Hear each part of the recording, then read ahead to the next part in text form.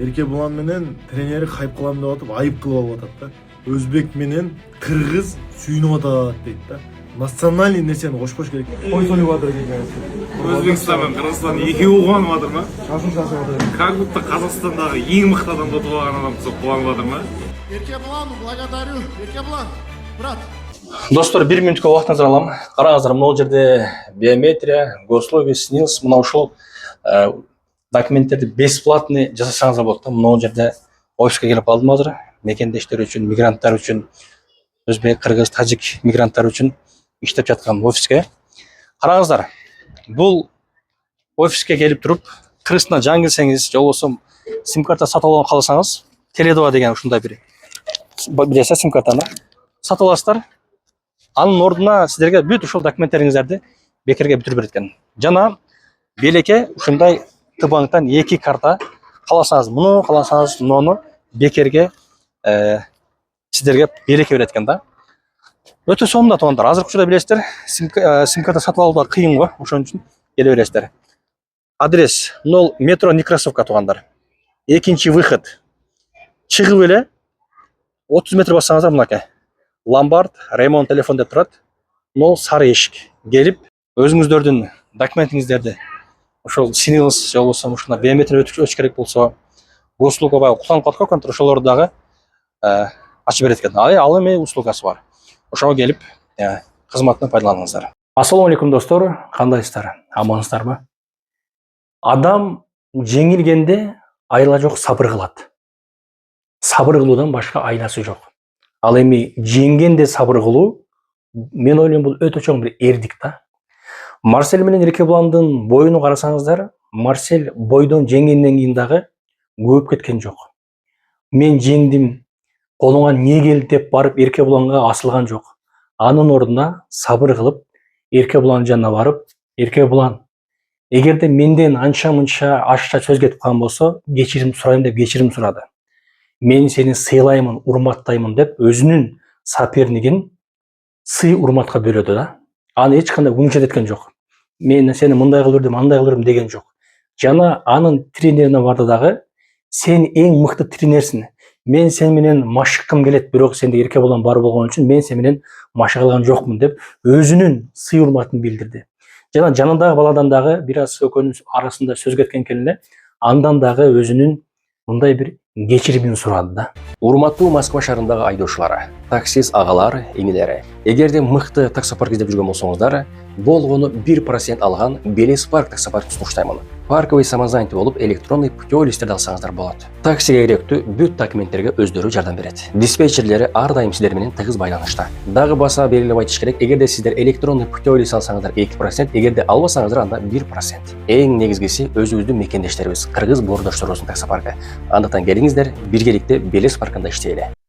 Эрке Булан, благодарю. Эрке Булан, тебе большое спасибо, брат. За этот бой, перед боем мы чисто раскручивал. И извинения, Алишер, ты самый лучший тренер. Я хотел с тобой тренироваться. Ну, там же Эрке Булан есть. Вчера друг друга не понял. Там этот момент надо газовать. Это от души. Эми караңыздар. Бойдон кийин дагы Эрке Буландын бир видеосу чыгыптыр да Инстаграмга. Ошого Марсель реакция берет. Биринчи мына ушул Эрке Буландын видеосун көрсөңүздөр.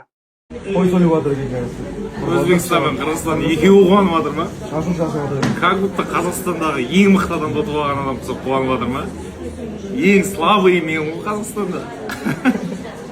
Мен утуп кубанып атсам, эң мыктылар кезде эмне болот? Ең слабый утуп сөйтүп кубанып атса. Күлүү керек го, күлүү керек. Ал эми бул видеодон кийин Марсель дагы өзүнүн оюн билдирип чыкты. Ассаламу алейкум кыргыз элим. Ассаламу алейкум казак бир туугандар. Мынакей Эрке Булан менен бойду өткөзүп алдык. Эрке Буландын чыгарып аткан видеолорун көрүп атабыз, тренерин сүйлөгөндөрүн көрүп атабыз. И бул жерде айта кетчү нерсе, Эрке Булан менен тренери хайп кылам деп атып, айып кылып алып атат да. Неге дегенде бул жерде бир Эрке Буланды утуп, өзбек менен кыргыз сүйүнүп атат дейт да. Национальный нерсени кошпош керек да. Мен эч качан бир жерде Казакстан же Өзбекстан деп национальный сөз сүйлөбөйм да. И бул жерде кыргыз, өзбек, казак почти бир эле динибизде эле тилибизде эле бардыгыбыз бирдей. Ошол себептен мен мисалы лично Москвада жүрүп же башка жакта жүрсөм мен казак бир тууган либо өзбек бир туугандар болсо мына видеодон көрүп атса деле может жазаттыр өздөрү. Мен жардам берип көчөдөн келип башка улуттар келип өзбекке же казакка келип мына тийсе мен биринчи чуркап барат элем. Мына өтө көп мен өзбек туугандарга жардам бердим. Көчөдө бирөө келип ызылдашып кетсе мен барып эмне болуп атат, бул менин жердешим депчи. Ошол себептен туура жагына хайптаям, туура жагына кылыш керек да. И текеберчилик өтө көбөйүп кетти. Мен бойдон кийин эчтеке сүйлөдүм. Бойго чейин Эркебулан, Марсель, Слабый, Марсель только интернетте бойго келгенде мына көрдүк. Мешок экен, реально мешок экен. Раздоо албайт экен даже. О, аркаңкы кол, бир колум бар, муну бар деп атты эле. Иштете албады, титиреп коркконунан. Көзүнөн билип атты. Мен каждый раундда давай урушайлы деп. Реванштан көрөбүз, анан минте грамотный болуштун кереги жок. Кандайсың башында? Азырам ошондайсың. Матч ойнасам өчүп калды, анан менде акчам токмун деп. Ток болсоң ашып барса бир машинаң менен бир үйүң бар. Флойд Мейвезер жүрбөйбү? Урушуп. Геннадий Головкин жүрөт Казакстанда. Менмин деген миллионерлер урушуп жүрбөйбү? Как будто бир машина менен бир iPhone телефон анан агайыңа бир $100 берип алып, мен токмун деп. Мындай шылтоонуям эбичегим менен сүйлөш керек. И бойдон кийин мен айттым. Эркебуланды уважать этем мен. И лишний эчтеке дебем, тренеринен дагы барып кечирим сурадым. Тренерини кечирип кой. Берки досунан айттым, кечирип койгула мындай. Чисто мындай бойго чейин ушундай раскрутка болду деп түшүндүрсөм, үчөө тең керсе не кыла аласың деген. Бойдон кийин Эркебуландын акылы болсо мен болгондо айтат элем. Казак туугандар, мынакей Эркебулан эгер утулуп калсам случайно, айтат элем, казак бир туугандар, мына Эркебулан күчтүү экен, мен кулачкам слабый экен. Чемпионуңарды достойный тосуп алга деп айтат элем. Анан мен мындай андай керсе, мына текебер адам эч качан Кудайга жакпайт. Текеберчиликти коюш керек. Карапайым болуш керек. Биз жаралдык. Биз деле ашып барса бир 50 жыл жашаганыбыз жашайбыз. Болсо биз деле өлө турган адамбыз. Анчалык тренериң деле звезда, сен дагы звезда. Утулдуң, мойнуңа ал. Реванш каалайсыңбы? Лигаларга айт, реванш кылсын. Реваншта ham ошондой, мына ошо. Андан ham жаман болду. Ушунчалык уверенность, ушунчалык жиним келип атат. Андан ham жаман болду. Мен антип мактана албайм да, бойдон кийин мынтип жаман көрүнүп калбайын дейм. Элгеч казак элине жаман көр. Бул спорт деген достук да, мисалы. Наоборот, экөөбүз ушундай казак кыргыз бир тууган урушпагыла деп ошентиш керек. Анан туруп алып эле керсеп, текебер болуштун кереги жок. Так что ынтымакта болойлу, кыргыз элим, казак эли, мына мен силерди өтө жакшы көрөм, реально. Силер Казакстанга жылына 10 жолу барам, реально, лигалар чакыргандачы. Каждый второй казак келип, Марсель бауырым, молодец деп. Мына ошо күнү дагы турнирде казак балдар жүрдү, мен ар бири менен сүйлөшпөй, жардам керек, эмне кылыш керек. Өзбекстандык боецтер жүрдү, мен барып бир жерлерден тамак алып берип, жигиттер мындай кылгыла, силер аз акчаңар жок болсо деп мен өзүм кылып берип аттым. Ушинтип жардам бериш керек, наоборот, ошем жардам берип ушинсеңер, казак деген же болбосо өзбек деген же болбосо кыргыз деген ушундай жакшы адам экен деп жакшы жагынан кабыл алат. Жакшы жагынан көрсөтүшкө аракет кылайлы мамлекетибизди. Биз спортсменбиз, бизди көп адам көрөт. Мамлекетибизди жакшы жагынан көрсөтүшкө аракет кылайлы. Антип жаман негатив айтып, мындай, андай деп бөлүштүн кереги жок. Ошол себептен казак элине дагы чоң рахмат, Өзбекстан дагы жакшы колдоп атат. Кыргыз элим, силер жүрөктөсүңөр. Кыргызстан үчүн жүрөгүм бергенге даярмын. Кыргыз казак бир тууган. Бойго чейин дагы Марсельдин атына чындыгында жаман сөздөрдү сүйлөп атканда, сенин көтүң ооруп калып, баш жарың ооруп калып, дагы бойго чыкпай коюба дегендей кылып, намыска шек келтире турган сөздөрдү көп сүйлөгөн. Марсель болсо болгон ага жооп катары видео тартып атканда, жооп эч качан өзү чыгып, сен андайсың, сен мындайсың деп сүйлөгөн эмес. Андан кийин болсо мен мына ушул колум менен сени 20 секундтан тынчтам деп дагы акара сөздөрдү сүйлөгөн. 20 секунд үшін бересіңдер. 20-25 секунд достар. Мынау тисе ол. Марсель, мынадан қорқ. Мынау тисе. Үйге қайтасың бол. Ага дагы Марсель унутушкан эмес. Кийин пресс-конференцияда экөөнүн сүйлөшүүсү болду. Анда дагы колдон келишинче Марсель эки сөзүнүн биринде казак элини сыйлаймын, казак кыргыз бир тууган, Казакстанды мен жакшы көрөмүн, казактар ар дайым мен барсам жыл тосуп алат деп өтө бир жакшы сөздөрдү сүйлөп атты. Ассаламу алейкум, казак эли. Казакстан өтө көп мындай колдоп жазып атат, анан комментарийда бири-бири менен урушуп кетип атат. Казак кыргыз бир тууган. Казактын башына иш түшкөндө Кыргызстан биринчи турат, кыргыздын башына иш түшкөндө Казакстан биринчи турат. Ошол себептен бул жерде эч адаштырбагыла. Бул жерде Эркебулан менен мен урушам болду. Уже кийин кайра уже Эркебулан экөөбүз жарашып кетебиз. Ошол себептен эч качан адаштырбагыла. Кыргыз казак бир тууган. Унутпагыла.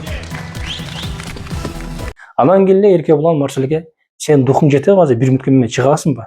Духуң жетеби чыгасыңбы деп мындай сүйлөдү да. Марсель болсо смело деп чыкты. Шаг направо, шаг налево, вперед-назад. Готов? Сейчас дай слово. Хоть сейчас готов. Минутка. Прямо сейчас, если ты готов. Смело. О, Боже!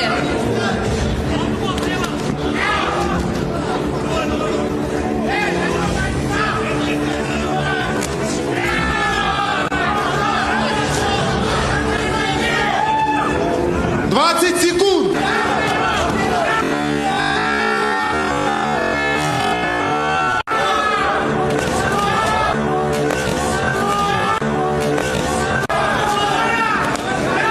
Секунд. 10 секунд. Случайно. 9. 4. 4, 3, 2, 1.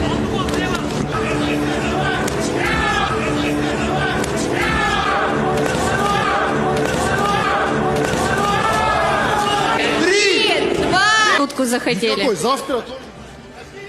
Ребят, прям мощный я заряжен. Завтра, иншаллах. Вот, видишь, Эркебулан сказал 20 секунд. Даже минуту стоял. Я хочу драться. Он вот так стоял, вот так. Он же длинный. Брат, смотри. Я согнал 13 килограмм. Я сегодня не ел, не пил. Я выпил всего 250 грамм воды сегодня. 1 минутта урушту, 1 минутада бардыгыңыздар байкагандай Марсель өзүнүн жогору тарабын көрсөттү. Ошол жердеги алып баруучулар сурап атат. Эркебулан сага эмне болду? Неге сен уруша алган жоксуң деген сыяктуу суроо берсе, мен бүгүн тамак дагы жеген жокмун, суу дагы ичкен жокмун деп жооп берип атат. Эгерде тамак дагы жебесең, суу дагы ичпесең, эмне үчүн сен өзүң ушундай биринчи минутка чык деп предлагать этесиң деген адам жок да. Шаг направо, шаг налево, вперед-назад. Готов? Сейчас дай слово. Ушул видеолорду көрүп отуруп мен өзүм мынтип ойлоп койдум да. Эгерде Кудай көрсөтпөсүн, Эркебулан Марсельди жеңип алганда, Марсельди өмүр бою шылдыңдап, үстүнөн издевательство этип, жаман сөздөр менен акырат кылса керек эле. Ошон үчүн дагы уткан жок. Марсель утту, достойно барды, Эркебулан мен сени сыйлайм, бул жерде көз уруштук, казак кыргыз урушкан жок деп өтө бир жакшы сөздөрүн сүйлөдү. Достор, маданият жана спорт бул элди бириктирет дейт. Спорт эгерде элди бириктирбесе, анда мындай спорттун кереги жок. Казак кыргыз бир тууган.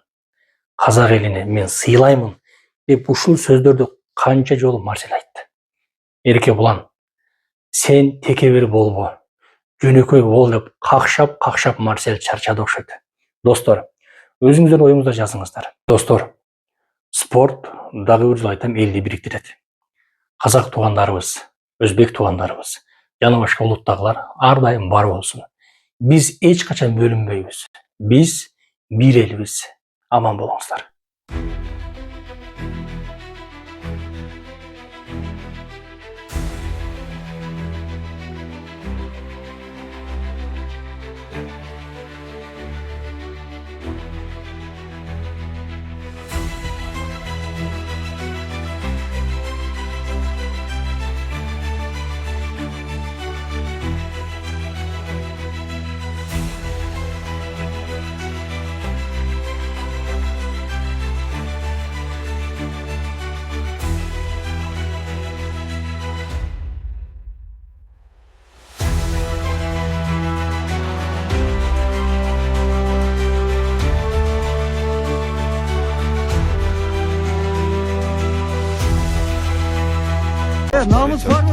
Тыква превратится в полночь, красная карета.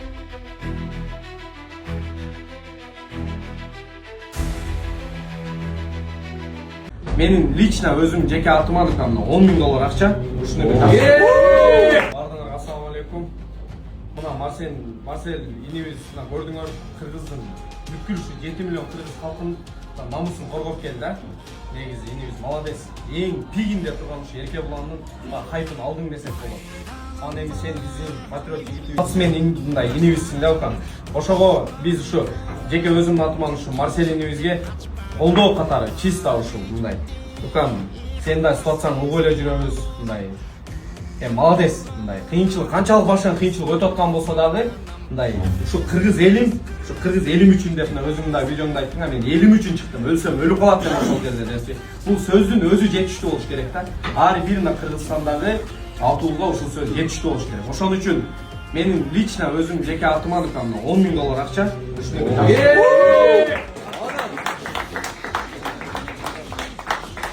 Шунун артынан эле сразу айтып кетейин. Сага да рахмат айтсак болот. Намызды коргоп келип атабыз. Анан биз Астүлөк түрдө Жеңиш Тоозунун универсал деген аты бар. Кыргызстанда жеңиш сөз бөлүмүнүн аты. Ошол атты өзүң жакшы билесиң. Ошонун баласын сага айгады сага калады. И ага кошуп дагы жакшы бир тай кошуп бердик. Биздин автобустан дагы $1000 ушул. Машалла. Биринчиден жеңишиң менен анан негизи кыйын жигиттин артында кыйын канат болуп тиринеп турат эмеспи? Сен таарынбайсың деп ойлойм, Марсель. Болот го мына өзүңдүн атыман $100,000 берип коеюн. Ушул жакшылык ака бир нерсени айтып коелу. Утулганда дагы, утканда дагы жардам эт. Жанагы БМВны ушу братан берген экен негизи. Эгер билбегендер болсо, молодец машалла. Бир маштан ушу братан берген экен негизи. Разы болсун. Бул жакта дагы бизнесмен бар экен, бияк тапкансың. Байкалерибизде биздики эми крупный эмес. Марсель экөөбүз негизи Москвада туруп жүргөнбүз. Марсель экөөбүз күрөшөбүз деп аракет кылдык. Марсель Күрөш болбой калса Чота канча атат? Нуриспорт компаниядан $200,000. Чота видеону ачпа. Бизден жакшы реклама история болсо. Ушул бизнесмендер менен